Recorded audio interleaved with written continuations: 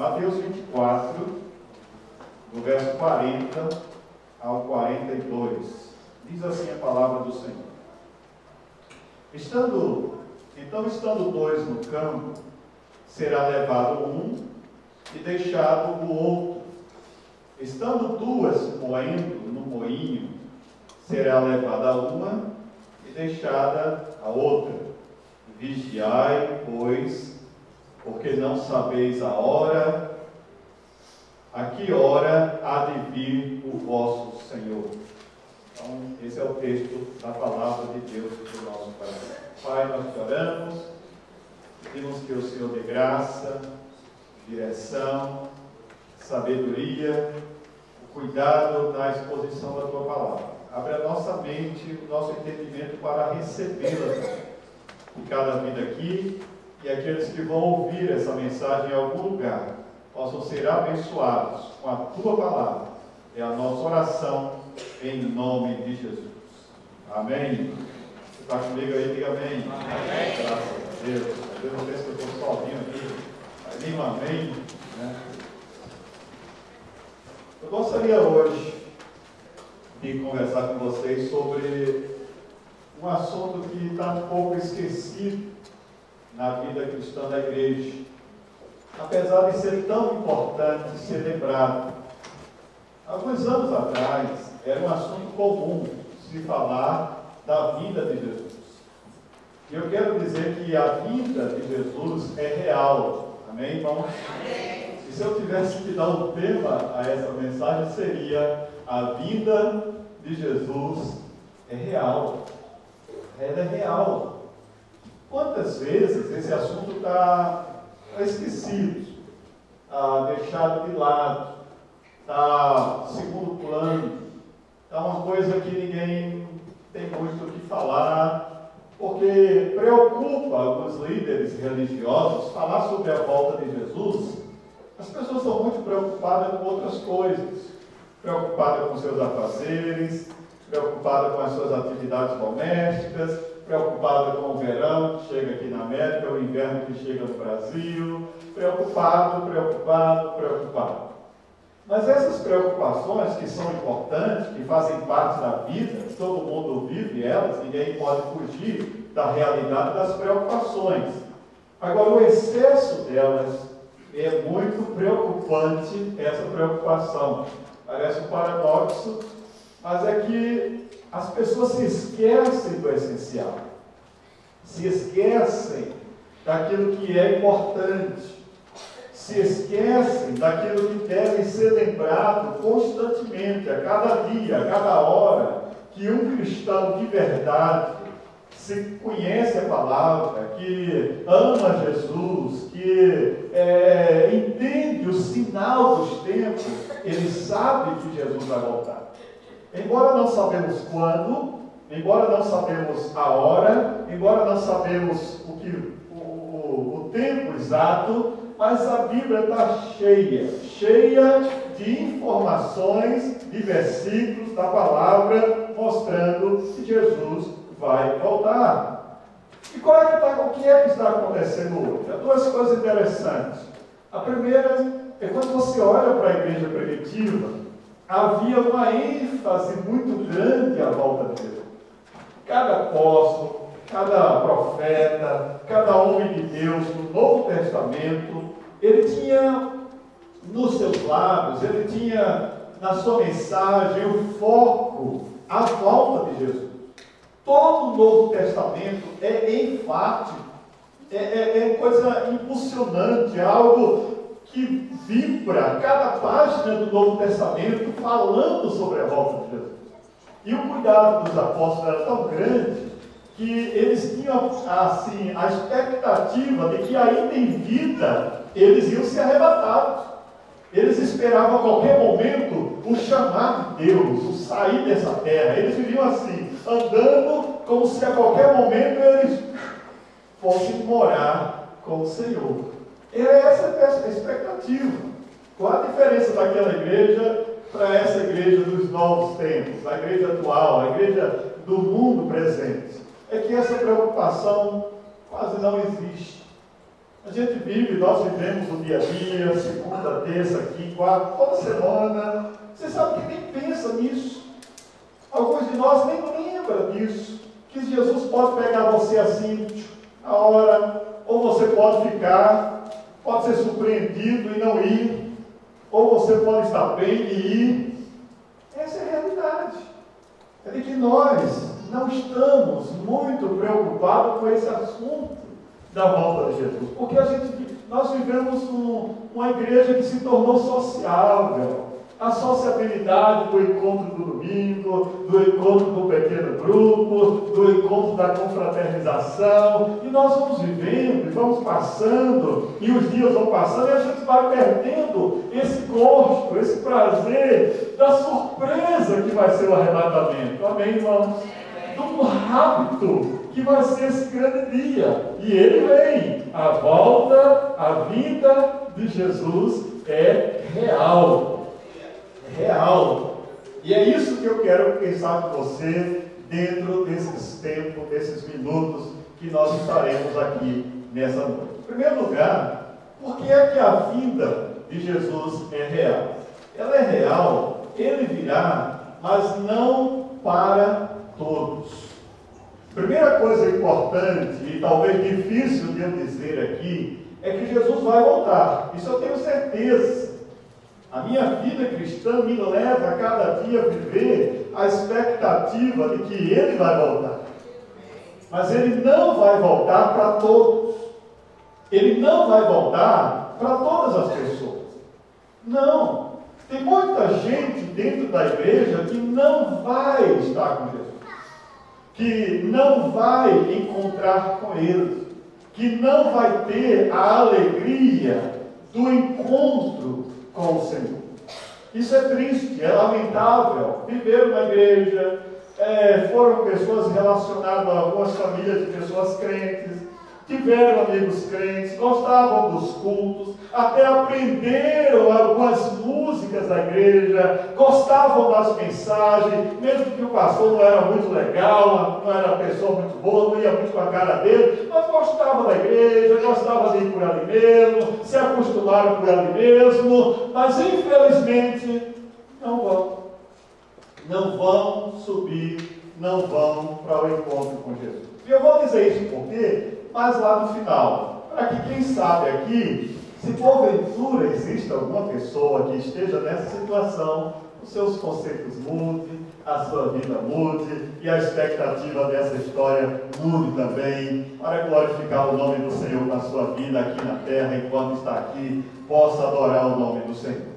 Primeiro, há uma surpresa nessa vida de Jesus. O dia e a hora ninguém sabe.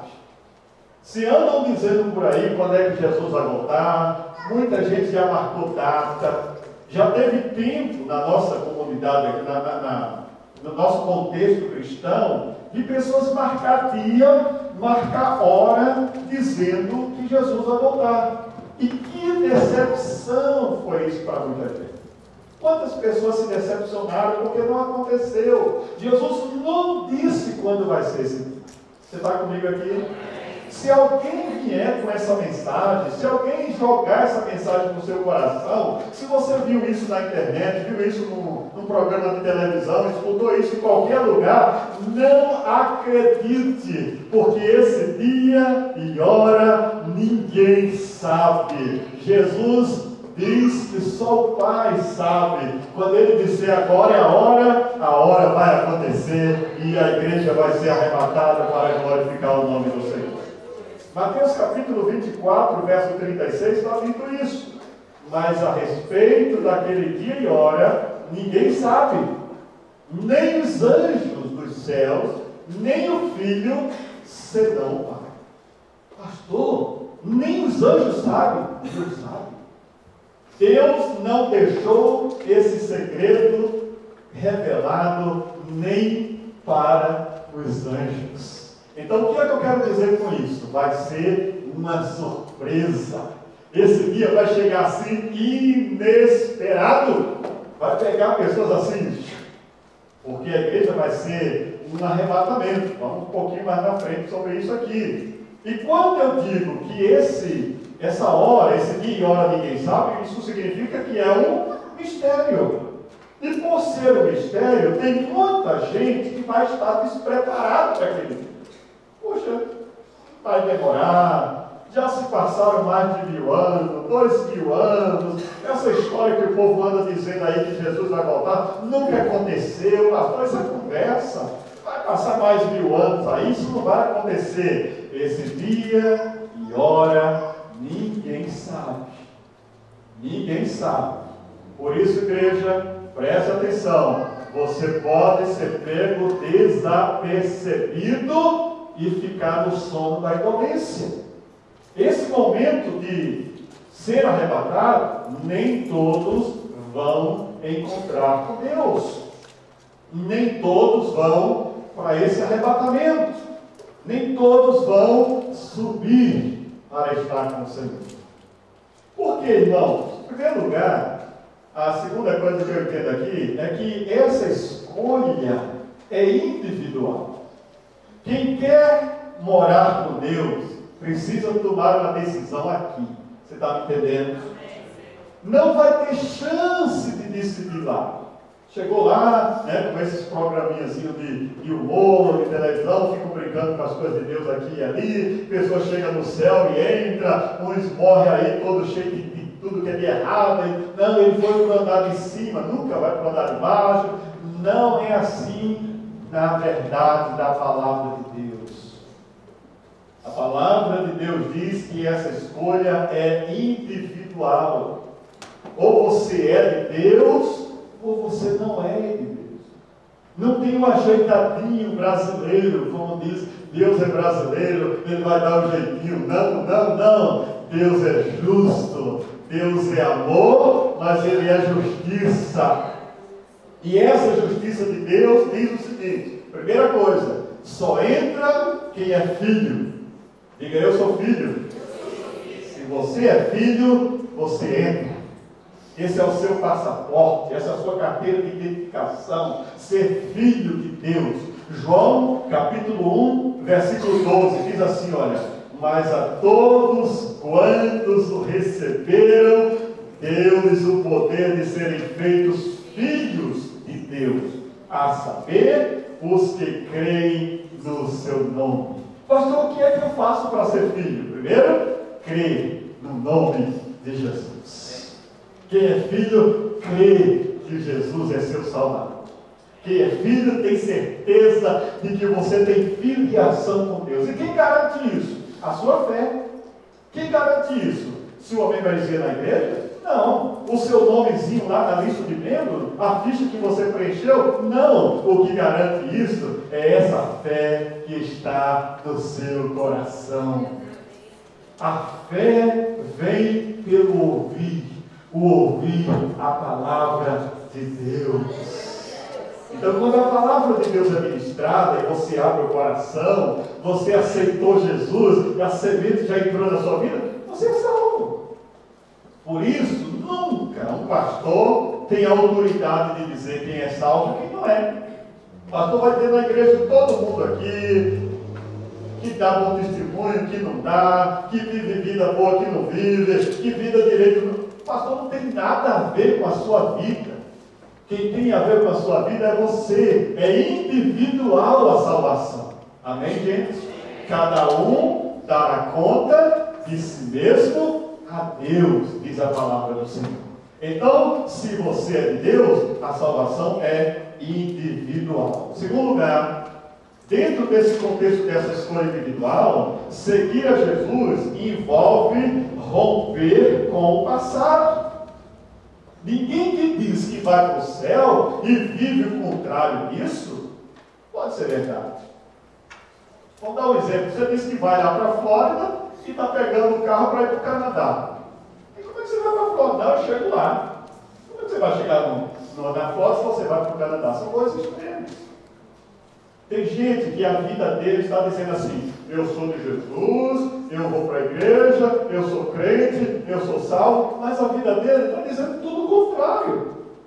Os caminhos dele, o comportamento dele, as palavras dele, o linguajar que ele usa, o comportamento moral, tudo o contrário. As pessoas olham: você vai para onde? Aí eu vou para Flórida, no Canadá.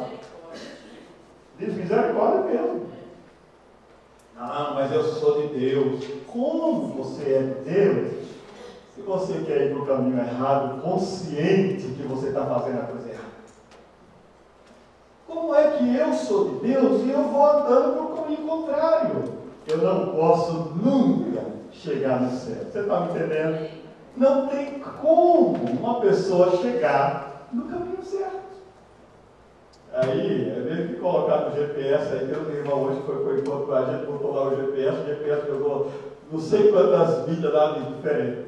Você vai para a direção e cai outra. Tem muita gente que vai ser surpreendido assim. Esse GPS da tua salvação está errado. Você tem que consertar esse negócio. Amém, gente? Porque se a vida não diz o que você é, não adianta as pessoas acreditarem nisso e eu tenho um mau testemunho. Que pastor seria eu chegando aqui, você sabendo do meu passado, de uma história cheia de coisa errada, de uma vida imoral, de coisas... Você acha que eu estaria aqui, você me ouvindo pregar? Não tem sentido. Aí tem gente que quer que a vida dele seja assim. Olha, Jesus é bom, Jesus me ama, mas a vida dele não diz isso. Então, essas pessoas vão ser surpreendidas, porque a vida de Jesus é real, é verdade, é fato que isso vai acontecer. Porém, precisa estar preparado. Agora, como é que vou estar preparado, pastor? Primeiro, eu quero saber se você sabe o que está acontecendo no mundo que prova que Jesus vai voltar. Quais são os sinais que isso demonstra? O que é que está acontecendo tão claro? A Bíblia já deu tudo. A Bíblia já deu tudo certinho de que Jesus vai voltar. Quem não lê a Bíblia, não sabe. Quem não escuta a Bíblia, não sabe. Não entende. A gente vê o povo aí no mundão, é pecado mesmo, porque eles não têm nada a ver com Deus, eles não querem saber disso. Agora vem comigo aqui, quais são os sinais que provam que Jesus vai voltar? Vamos ver alguns deles? Alguns sinais bem claros. Primeiro, você vai encontrar em Mateus 24, verso 5, que haveriam muitos falsos cristos. Diga, falsos cristos. Se é falso, porque existe o verdadeiro. Jesus, o verdadeiro Cristo, ele é real, amém, irmão? Não é uma historinha, não é um conto, não é um negocinho de igreja, não. Jesus é real. Mas existem os falsos cristos. Tem gente todo dia por aí se levantando, dizendo que é Jesus, que é o Messias, enganando. Agora no Brasil dizendo que ele é a encarnação de Jesus. Todo dia tem. Aqui na América, vários falsos profetas, vários cristos já apareceram aqui nesse país. Sabe por quê? Porque isso é um sinal a mais de que Jesus vai voltar. Segundo, vai ter os falsos profetas. Vão existir falsos profetas. Não só falsos cristos, gente que dizendo assim, eu aqui em Porto Rico, tem um lá que tem uma igreja e ele diz, eu sou Messias, ele usa lá tudo, né, como Messias, tudo é incrível. E as pessoas seguem esse povo. Cara, tem mais de milhares de pessoas seguindo ele. Vai explicar isso. Será que esse pessoal não lê a Bíblia e não percebe que a Bíblia está dizendo que esses falsos cristos estão aí? Mas eles são cegos de entendimento e seguem essas pessoas. E os falsos profetas, pastor? Olha o que diz Mateus 24, 11. Surgirão muitos falsos profetas e enganarão a muitos. Cuidado com os falsos profetas. Você pode dizer amém aqui? O que são os falsos profetas? São pessoas que usam a Bíblia, que até conhecem a Bíblia, mas que eles interpretam a Bíblia para os seus interesses próprios. O falso é porque existe o verdadeiro. Deus tem profeta, diga amém? Deus tem homem de Deus, Deus tem mulher de Deus. Mas existem os falsos. E esses falsos, irmão, têm arrasado a igreja. Tem uns mercenários aí afora, igrejas grandes, multidão seguindo esse pessoal, mas enganados. Por que, pastor, você disse que está enganado? Porque leia o que eles ensinam. Olha o que eles estão ministrando, para engordar a si mesmo, para enriquecer a si mesmo. Todo profeta que não é de Deus, ele olha para si, o patrimônio é dele, os bens são dele, o nome é dele, o que projeta é ele. Jesus não aparece na vida dessa pessoa, e quando aparece, é de forma errada, torcida, falsos profetas. Terceiro, vai ter muita apostasia. O grego, apostasia, é aquele que significa colocar-se fora, afastar-se. Tem muito hoje, dentro do contexto da igreja de Deus, muita gente apostatando. Apostasia significa pessoas desistindo de tudo. Quero mais saber de crente, quero mais saber de pastor, quero mais saber de igreja, quero mais saber de nada. Aí isola-se, fecha o coração, desiste de tudo e começa agora a inverter. Em vez de ser bênção, em vez de fazer as coisas para Deus, ele agora vai ser contra. Vai falar mal, vai xingar, vai criticar. Essa é a apostasia. Apostasia é o mal desse século. Muita gente se afastando de Deus, andando pelo caminho que não quer mais saber de religião, de nada, e o perigo, em vez de fazer para Deus, eles agora invertem e faz tudo que não agrada a Deus. Apostasia é perigoso. Outra coisa que vai acontecer como sinal é os escarnecedores. Judas, capítulo 1, verso 17, verso 18, diz que vão surgir gente escarnecendo da fé. Olha aqui comigo, olha. Mas vós, amados, lembrai-vos das palavras que vos foram ditas pelos apóstolos de nosso Senhor Jesus Cristo, os quais diziam que no último tempo haveria escarnecedores que andariam segundo as suas próprias concupiscências. Quem são os escarnecedores, gente? Pessoas que estão por aí denegrindo a imagem da igreja, gente depravada, gente que vive aí na obsessão, na compulsão espiritual, maligna, gente que não gosta de crente, que não gosta de Deus. Um exemplo disso, a parada gay, recentemente, ali no Brasil. Que absurdo! Xingar, vestem roupas batidas de freira, se crucificam numa cruz, zombaria, escarnecendo.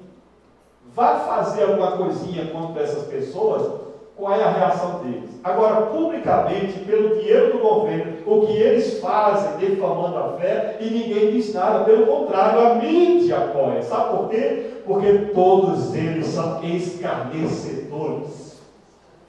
Gente ímpia, gente perversa de coração, gente que gostaria mesmo que cada um que vá seguir o caminho deles. Mas ninguém é obrigado, cada um segue o que quer crer.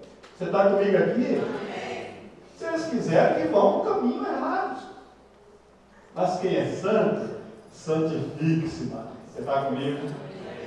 Aleluia! Glória a Deus! Esses escarnecedores estão aí, irmãos.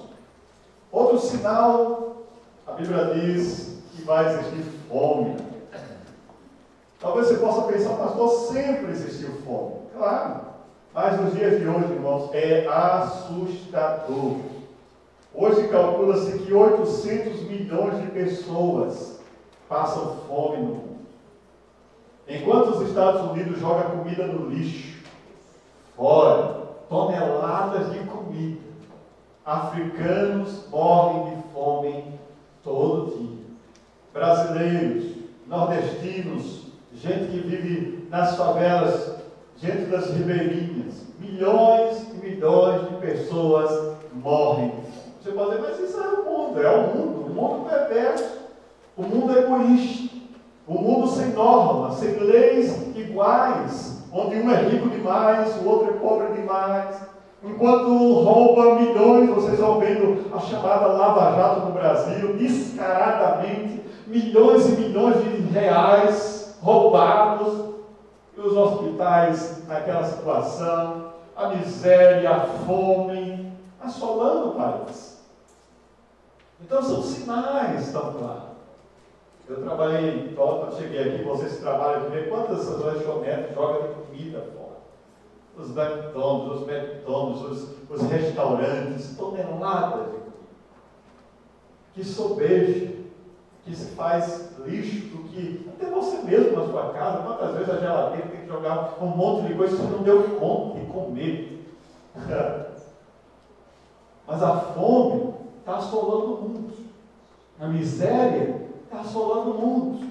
Você com a sua barriguinha cheia, saudável, enquanto a miséria de gente esquelética, magricela, se arrastando no chão de fome em alguns lugares do mundo. Isso é pura realidade. Só que a mídia não mostra.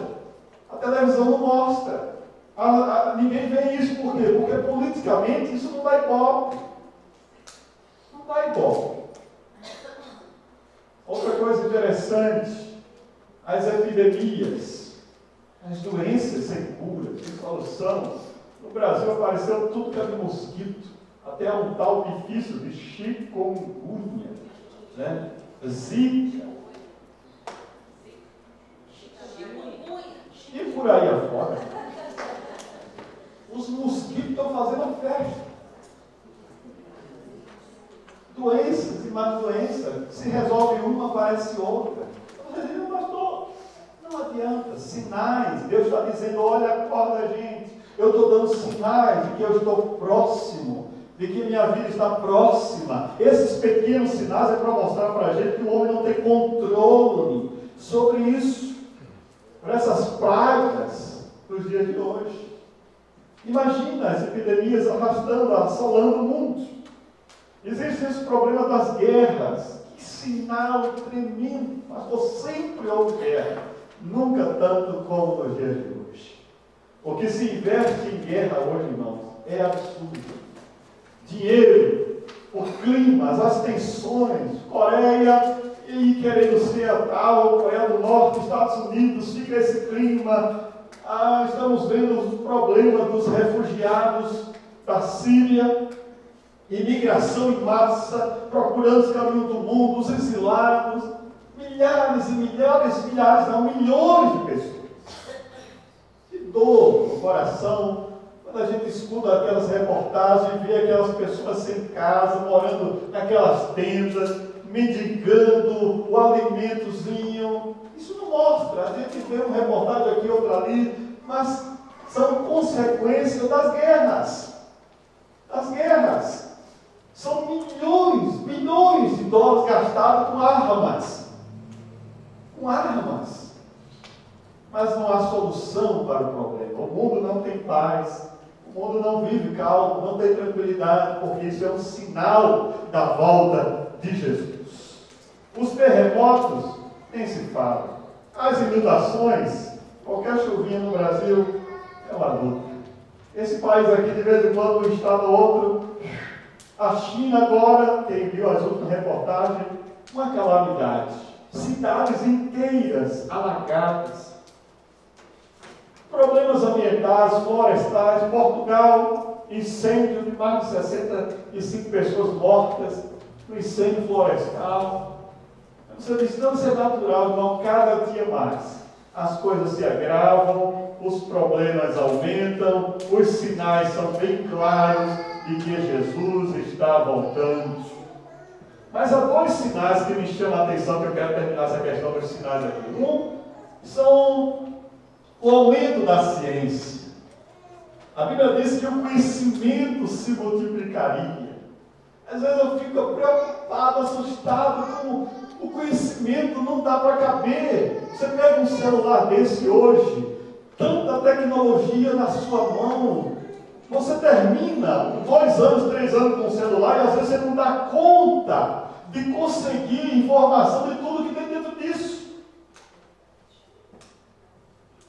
Aplicativo baixando a cada semana, a cada mês, update, e aquilo é sem controle. A ciência se multiplica aceleradamente. Os meninos já nascem da barriga, já pegando o celular. Coisas por aí, tudo, né? Às vezes o pessoal pensa, mas o pessoal é idoso, não mexe com celular, não. Pois é, na rua, irmão, é tudo. Em tempo de o carro bater, só vejo uns caindo lá e anda na rua assim, ó. 70, 80 anos. Vai estar lá, fascinado pela tecnologia, obcecados por esse sinal dos últimos tempos. Só encontrei um homem até agora que não tem celular, porque ele está na nossa igreja. Não usa celular até hoje. Não vou nem dizer se vai pegar mal para ele. Mas olha só, isso é uma raridade no planeta. No planeta. Porque até o pessoal lá da roça, lá daquele lugar lá, né, Ademar? Já tem celular lá, gente. Não tem ainda lá, não? Lá não tem ainda, não. Não adianta, gente. Chegou lá. Já chegou lá, sim. Coatituba? Tem sinal, Baixinho é tecnologia pura, agora tem lá. Irmãos, a tecnologia é o grande sinal da volta de Jesus. Sabe por quê? Vou te dizer por quê. Quando Jesus voltar, você vai ver o cumprimento daquela palavra que diz assim: todo o olho o verá. Como é que você acha que vai ser isso? Tudo ali. Você vai ver as reportagens em tempo real. Você está lá no céu, você olha, você está lá acontecendo. Você não precisa ir mais para frente da televisão. Você não precisa mais do computador. Na sua mão, todo o olho o verá. Jesus vai ser visto, não é olho assim, vai ser visto aqui também. A segunda vida, depois do arrebatamento da igreja, que ele virá para esse mundo aqui, as pessoas que vão vê-lo pelo aplicativo também. Na vida para a igreja, não. Nós vamos vê-lo olho a olho. Eu vou dizer esse mistério agora antes de terminar essa mensagem. Há duas fases da vida de Jesus. Uma para a igreja e uma para os não crentes. Para a igreja, o crente vai ver ele, diga bem por isso. Agora, os não crentes, não. O crente vai ver pela televisão, pelos aplicativos, vão ver ele voltando. Aí vai ser diferente. Deixa eu explicar isso aqui já. Terminando, o outro sinal que fecha todos os sinais é o retorno de Israel à Terra Santa. Você está comigo aqui? O que é isso, gente? É um dos maiores sinais de que Jesus está voltando. 1948, Israel, os judeus se reúnem na Palestina e fundam o chamado Estado de Israel. O que é o Estado de Israel? Biblicamente, é a figueira florescente. É a profecia bíblica que diz: Israel voltou a ser nação. E onde está essa profecia, pastor? Olha bem o que está dizendo aqui. Lucas 21, verso 29 e 30.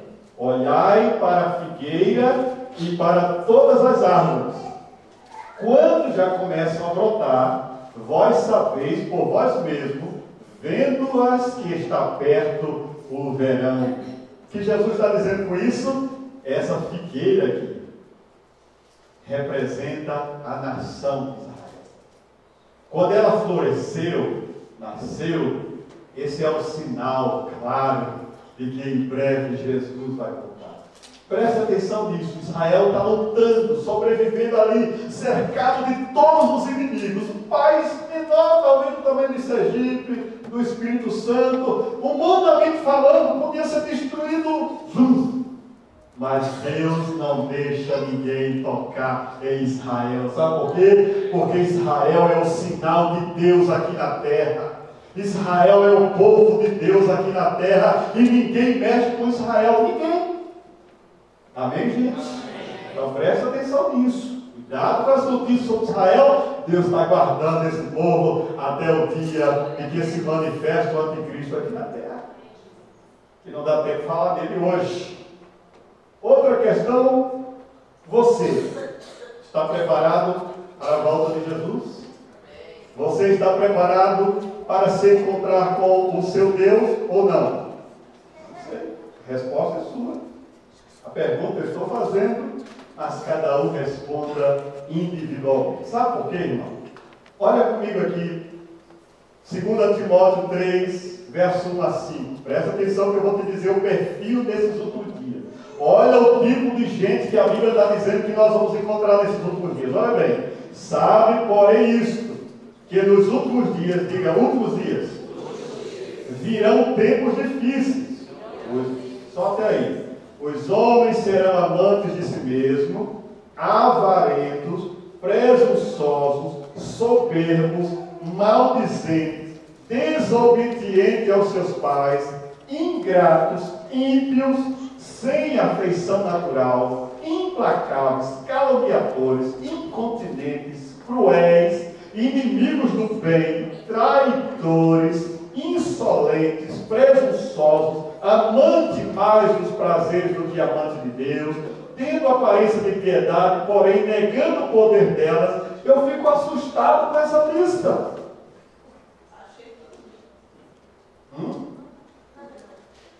Assustado, irmãos, porque está claro o mundo de hoje.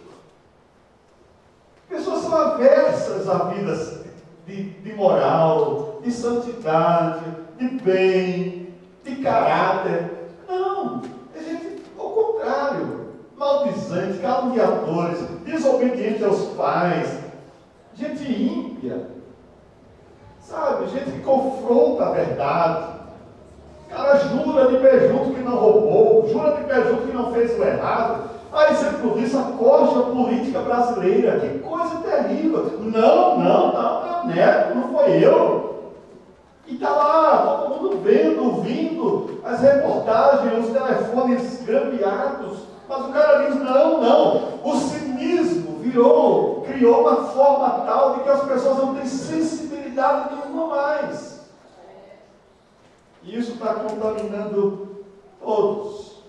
Todos. Não é só brasileiro, não. É a humanidade. A humanidade é perversa por natureza.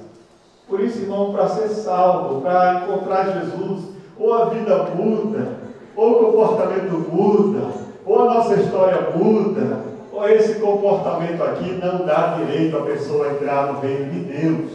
Amém? Como nós estamos tratando dessa questão, cada pessoa tem que tomar a decisão de mudança. Mudança de vida. Quando eu olho para João 14, verso 6, Jesus dando essa promessa: eu sou o caminho, a verdade e a vida, ninguém vem ao Pai senão por mim. Jesus está dizendo, olha, não tem outro jeito para andar comigo. A vida muda, o comportamento muda, a história muda, os propósitos mudam e você encontra novo horizonte, nova vida, nova esperança, novos propósitos. Jesus muda a vida. Eu vim para que tenham vida e a tenham com abundância. Aleluia. Você está preparado para a volta de Jesus? Eu quero te dar 4 conselhos se você está ou não. Presta atenção, vem comigo aqui e você dá a resposta no final. Primeiro, você tem as suas lâmpadas cheias do azeite? Sua lamparina está cheia de azeite? O que quer dizer isso, pastor? É uma parábola da noite. Jesus conta uma historinha assim, ele diz, olha, o noivo estava esperando, ou melhor, as noivas estavam esperando o noivo, o cortejo de meninas. 5 tinham lamparinas cheias de azeite. 5 delas disseram assim, não preocupar não, deixa que depois a gente vai encher, né? E aí as horas foram passando, lamparina, aquele candeeiro, né? Como é que chama aí em algum lugar mais? É esse mesmo, né? Lampião, o que você quiser chamar, para ficar mais fácil. Tem alguns meninos aí que estão tentando lembrar o que é lamparina. Nunca ouvi isso, pastor. Deve ser, né? Alguns mais no inglês já veio, mas aí tem aquele candeeiro, uma lâmpada com gás que sai, que acende. E aqui vai queimando. Então, quando acaba o gás dentro, apaga. Jesus conta essa história para dizer assim: 5 pessoas estavam preparadas, sua lamparina estava cheinha e elas ficaram cuidado. Quando o noivo vem se aproximando, ficou na tarde da noite, as 5 que estavam com a lamparina baixinha, acabou o azeite. Acabou, e a lâmpada se apagando. E elas disseram: não, me dá um pouquinho do teu azeite para aqui. A outra: não, me dá um pouquinho. Aí as que estavam cheias disseram: não tem para você não. Vão procurar. Vão buscar em outro lugar. Isso quer dizer, irmãos, que a primeira coisa para dizer se você está bem com Deus é se a sua lamparina está cheia. Você está comigo aqui? Tem azeite na sua lamparina? Tem óleo no seu candeeiro? Sua vida espiritual está bem? O que significa isso? O Espírito Santo está enchendo você. Você sente que Deus está na sua vida? Porque senão, irmão, você está perdendo tempo aqui na igreja. Se você não tiver cuidado de encher a sua lamparina, te digo, sem medo de errar, você vai ficar sem óleo na botija, sem azeite na vida, sem o Espírito Santo que te sela, que te carimba, que te dá direito ao céu. Não vai. O Espírito Santo é o selo da promessa. Ele te diz assim: você vai, se você tiver o carimbo que eu te dou. Amém? Então receba esse azeite de Deus. É fácil achar, é só buscar Ele, é só chegar para Jesus, é só se quebrantar diante dEle, é só clamar a Ele, e Ele, como é misericordioso, vai encher a sua vida e vai te dar essa certeza. Diga amém. Aleluia. Segundo lugar, precisa ter cuidado com outra coisa: se não está sobrecarregado com os cuidados dessa vida. Primeiro, eu preciso ter o que na minha vida? O azeite. Segundo lugar, eu preciso ter cuidado para não estar sobrecarregado com os negócios dessa vida. Gente, tem gente assim, ó. Ele anda literalmente assim, cansado. A vida é só trabalho. Pelo amor de Deus, eu vim para que vocês tenham vida e a tenham em abundância. Deixa eu explicar isso para você. Se você não tem qualidade de vida, você vive escravo do trabalho. Isso não é vida com Deus. O trabalho é para ser bênção para você. O trabalho é para te dar condições de viver bem. O trabalho é para dar condições de você pagar suas contas. Mas o trabalho é também para você ter férias, é para você ter lazer, é para você ter um almoço fora com a família, é para você ter um tempo com a esposa, é para você ter um tempo com os filhos, é para você viver. Você está comigo, irmão? Tem gente que vai ser surpreendido, sobrecarregado de coisa material, a vida vazia de Deus, não tem tempo mais para ler Bíblia, não tem tempo mais para oração, não tem tempo mais para o culto, não tem tempo para estudo bíblico, não tem tempo para Deus, e ainda quer morar com Deus. Irmãos, o céu é cheio de atividade. Vem comigo aqui, ó. Se você não faz nada aqui, você chegar lá, imagine, não estou dizendo que você vai não, se você vai sim. Imagina chegar lá, nunca fez nada para Deus aqui. Lá no céu, irmão, é louvor 24 horas. O cara aqui não abre nem a boca para cantar. Aí acha que vai cantar lá no céu.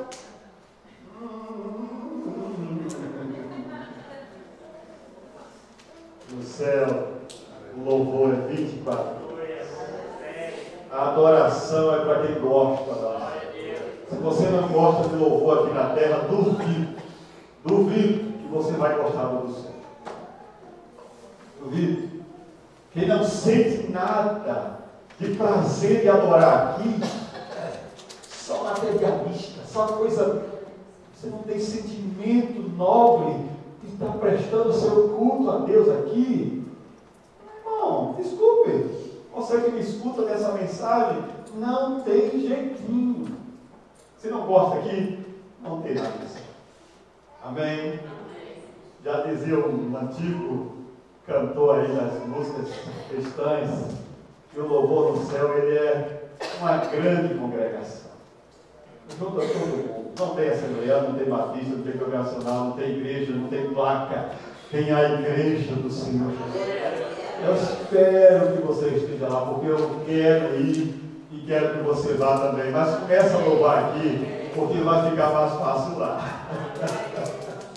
Terceiro, olha bem, você precisa ter azeite, você precisa ter cuidado para não se envolver com as coisas materiais de modo que sufoque a sua vida. Você precisa também ter uma vida de santidade. Santidade. O que é ser santo, pastor? Ser separado. Jesus diz assim: vocês são meus. Saiam do mundo, se separem do mundo, vivam no mundo, mas não vivam para o mundo. Amém, irmãos? Amém. Santidade é você andar no meio de tudo isso aí, mas você não se contamina com isso.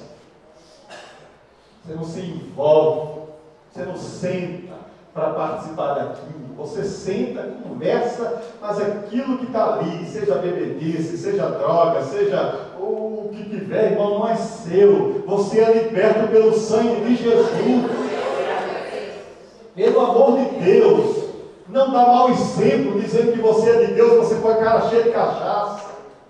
Borracho, como é que diz o espanhol? Borracho. Eu sou de Deus. Tomei assim hoje, mas só tomei umas 50. Não é.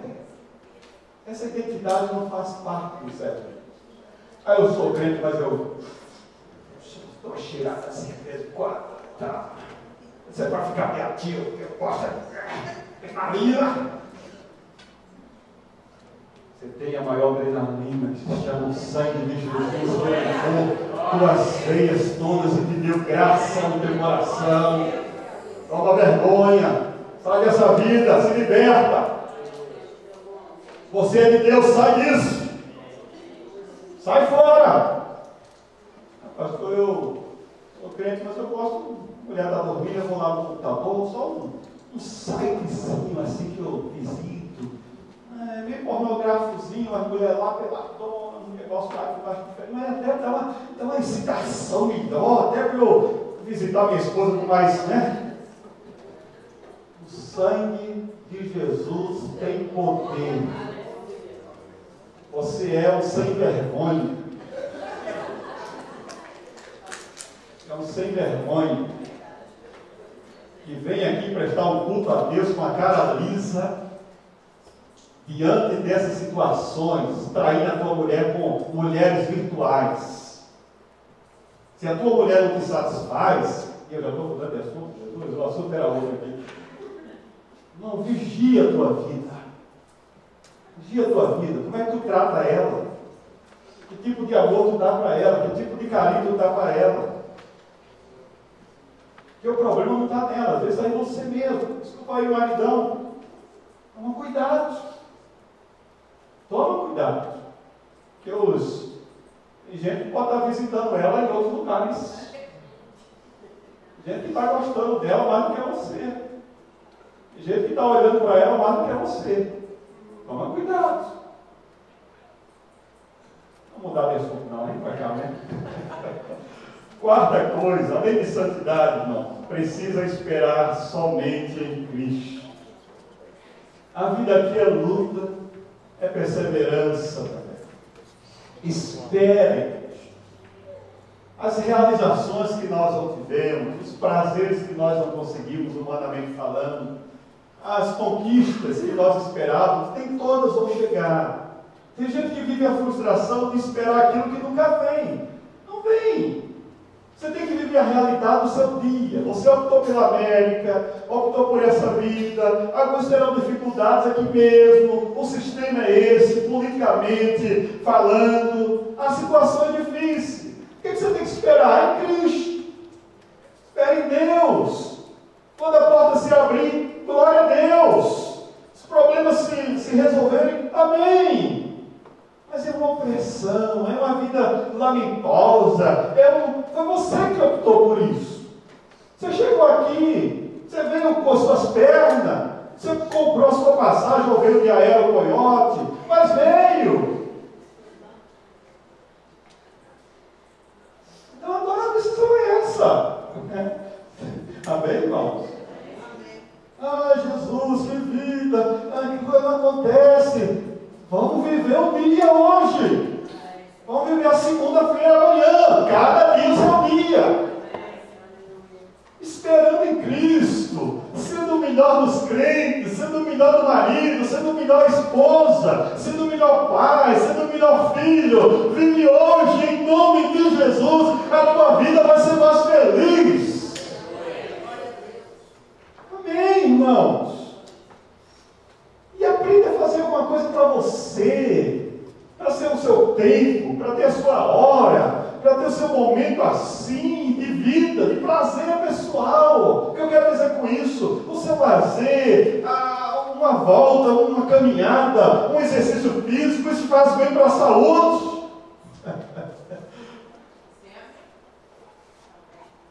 Meu Deus, que vida! A síndrome da Gabriela, né? Eu nasci assim, eu sou mesmo assim, coitadinho, não. Ninguém vai chorar seu choro, não, irmão. Ninguém vai chorar seu lamento, não. Arregaça a manga, vai para a luta, sai dessa fossa, vem em nome de Jesus. Ninguém dá amém, viu? Tem muita gente pior do que você. Tem muita gente que queria estar no seu lugar, por incrível que pareça. Está pior, está difícil, pastor. Tem gente com mais dificuldade ainda. Oh, meu Deus! Louvado seja o nome do Senhor. Quando será essa vinda de Jesus? Mudando de assunto direto aqui, né? Partindo para os 2 pontos finais. Primeiro, a vinda de Jesus será repentina. Mateus capítulo 24, verso 27. Porque assim como o relâmpago sai do Oriente e se mostra no Ocidente, assim será também a vinda do Filho do Homem. Sabe o que é que esse texto me impressiona? O relâmpago. Como ele é rápido. Vocês, já aconteceu. A vinda de Jesus vai ser assim, ó. Rápida. Está todo mundo vivendo. Tudo normal, dia a dia. Ninguém vai pensar assim. Vai ser hoje. Ninguém sabe. Mas é nesse dia, lá no seu escritório, lá no seu, aquele ministério do velho, o velho vai ficar, você vai subir. Lá na escada pintando, a escada vai ficar, você vai subir. Lá naquele lugar cuidando de uma pessoa, cuidando de um doente, fazendo trabalho de enfermaria, fazendo não sei o quê, o seu trabalho. Você vai embora, irmão, repentinamente. As pessoas que vão ficar vão olhar assim: cadê ele? Cadê ele? Cadê ela? Onde foi? Ele foi para a glória celeste. Será repentino, será rápido. Segundo lugar, será glorioso. Essa vinda de Jesus será gloriosa. Então aparecerá no céu o sinal do Filho do Homem. Todas as tribos da terra se lamentarão e verão o Filho do Homem vindo sobre as nuvens do céu com poder e grande glória. Jesus não vem mais como carpinteiro, não vem mais como morador de Nazaré, não vem mais como galileiro. Não, ele agora vem em glória. Todo poder e autoridade foi dado. Que tremendo, que tremendo, que tremendo. Aleluia, a volta de Jesus. Mas outra coisa que me chama a atenção, a segunda vinda de Cristo será um dia de vitória. Olha 1 Coríntios 15, verso 54. Enquanto isto que é mortal vai se revestir de imortalidade, que é corruptível vai se revestir de incorruptibilidade. Então se cumprirá a palavra que está escrita: tragada foi a morte na vitória.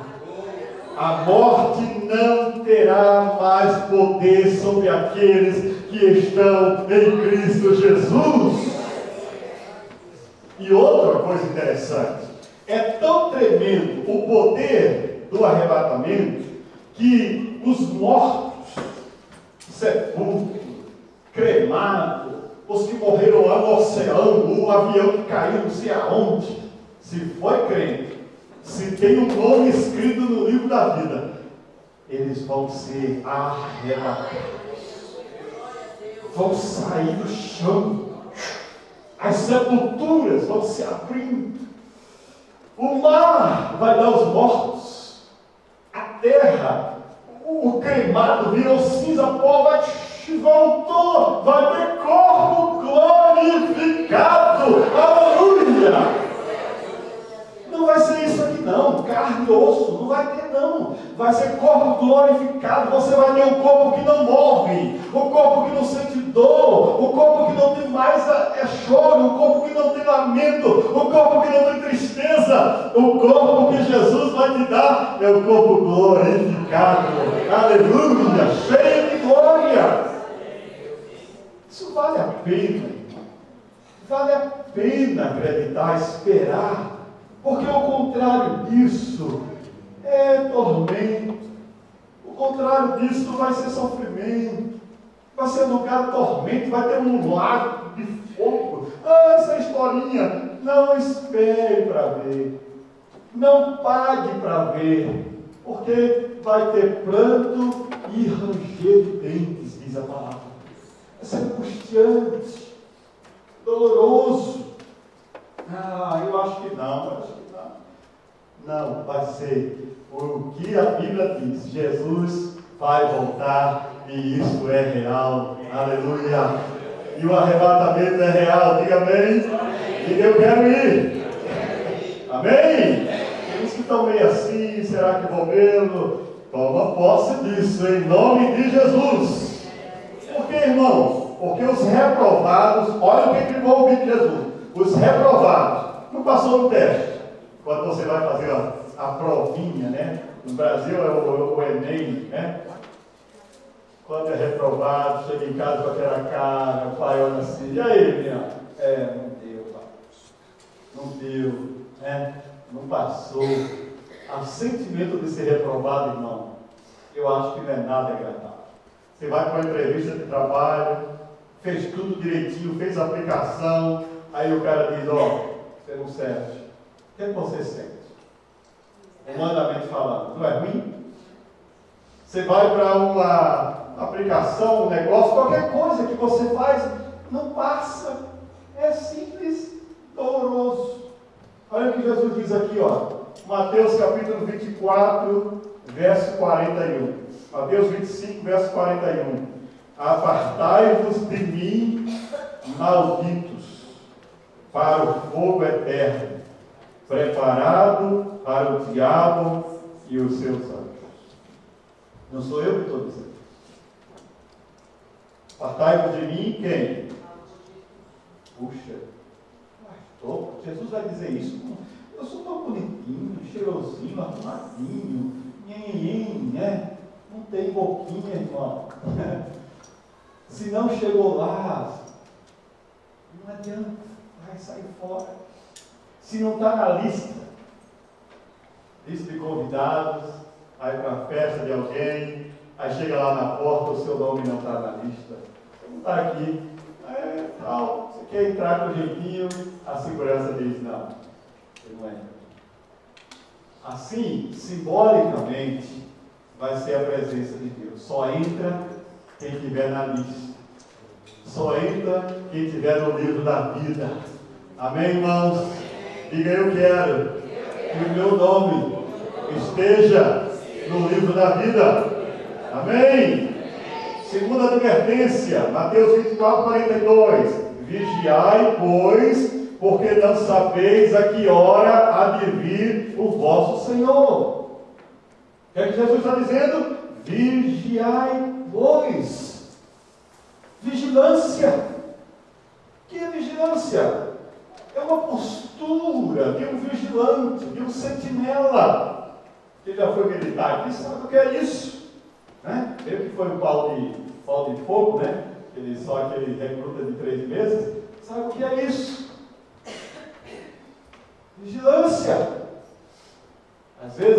em casa, a gente vive uma vida tão tranquila aqui na América, a gente nem se preocupa com o que acontece lá fora. Às vezes as portas aqui e tal, mas tem lugar por aí que não dá para viver assim. Tem gente que vive em constante vigilância, alerta, porque sabe que pode ser surpreendido, pode ter a sua casa roubada.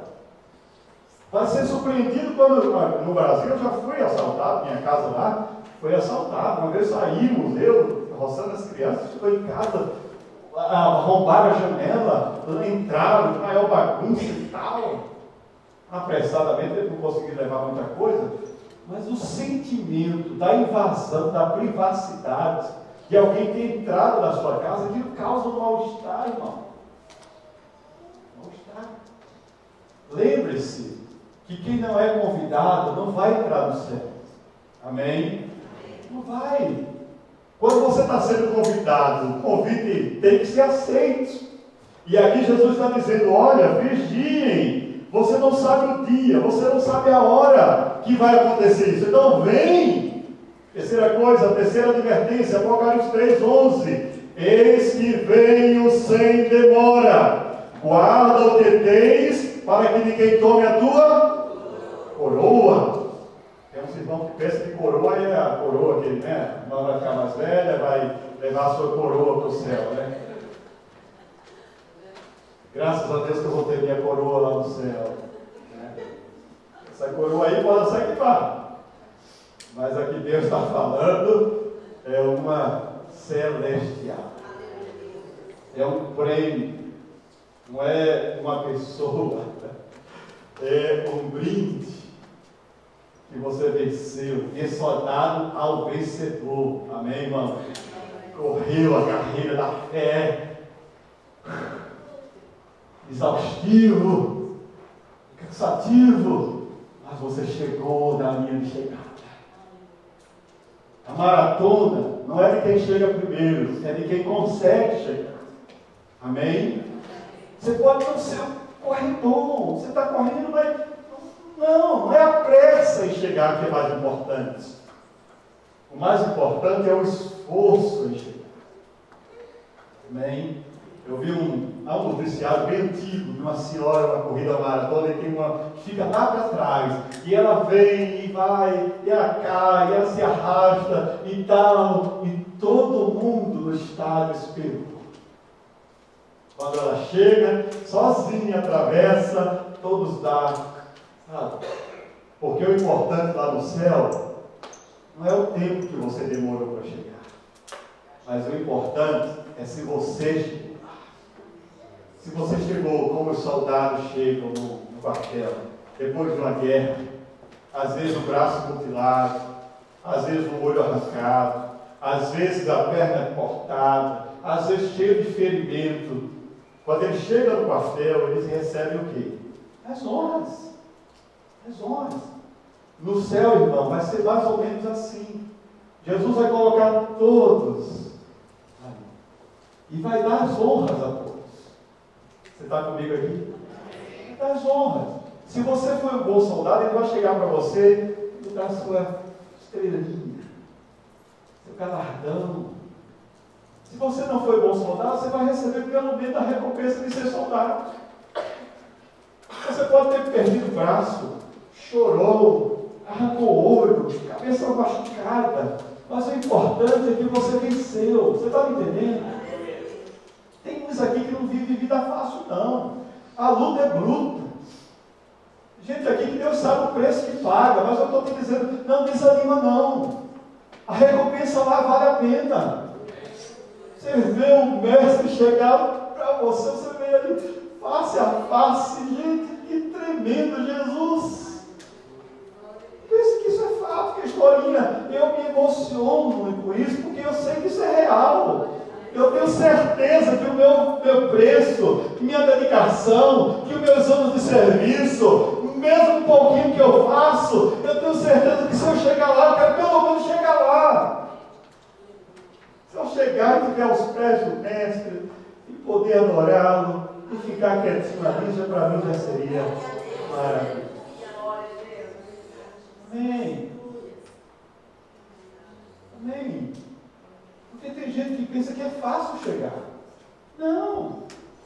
Não vai ser fácil.